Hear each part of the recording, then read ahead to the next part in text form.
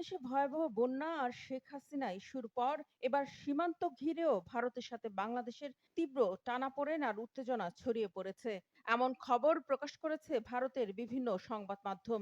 তারা বলছে গেল সপ্তাহের দুটি ঘটনায় এখন রীতিমতো মুখোমুখি অবস্থানে দুই দেশের সীমান্তরক্ষী বাহিনী, বর্ডার গার্ড বাংলাদেশ বিজিবি ও ভারতীয় সীমান্তরক্ষী বাহিনী বিএসএফ, যা ভারত বাংলাদেশের মাঝে চলমান রাজনৈতিক ও কূটনৈতিক টানাপোড়েনকে আরো কয়েক গুণ বাড়িয়ে দিয়েছে। ভারতের গণমাধ্যমের দাবি, গেল বুধবার লালমনিরহাটের পাটগ্রাম উপজেলার দহগ্রাম ইউনিয়নের হাড়িপাড়া সীমান্তে ভারতীয় সীমান্তরক্ষী বাহিনী কাঁটাতারের বেড়া নির্মাণের সময় তাতে বাধা দেয় বর্ডার গার্ড বাংলাদেশ।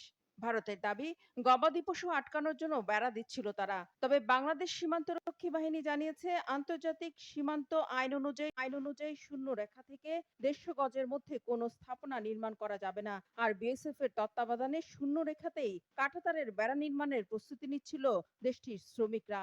বিষয়টি নজরে এলে বাংলাদেশের বিজিপি বাধা দেয়। তাতে কাজ বন্ধ রাখতে বাধ্য হয় ভারতীয় বাহিনী। পরে ভারতীয় বাহিনীর সদস্যরা ভারী অস্ত্র নিয়ে সীমান্তে অবস্থান নেয়। একই সাথে সীমান্তে বিপুল পরিমাণের কাঁটাতারের বেড়া ও নির্মাণ সামগ্রী এনে রাখে। এর জেরে সেখানে অতিরিক্ত সদস্য মোতায়েন করে সতর্ক নজরদারি বাড়িয়েছে বাংলাদেশ সীমান্তরক্ষী বাহিনী।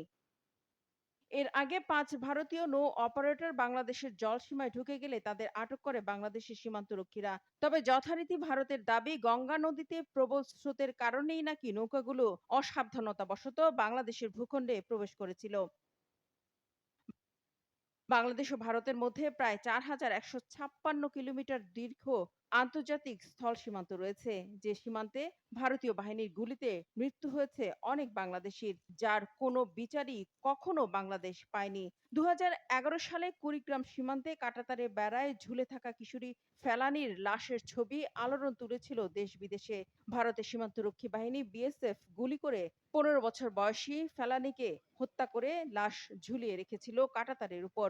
শুধু ফেলানী নয়, আন্তর্জাতিক সংস্থাগুলো বলছে ২০১৪ থেকে ২৩ পর্যন্ত গত ৯ বছরে সীমান্তে বিএসএফ এর হাতে ২৪৫ বাংলাদেশি হত্যার ঘটনা ঘটলেও একটি হত্যাকাণ্ডেরও বিচার হয়নি। এসব ব্যাপারে বরাবরই নিশ্চুপ ছিল শেখ হাসিনা সরকার।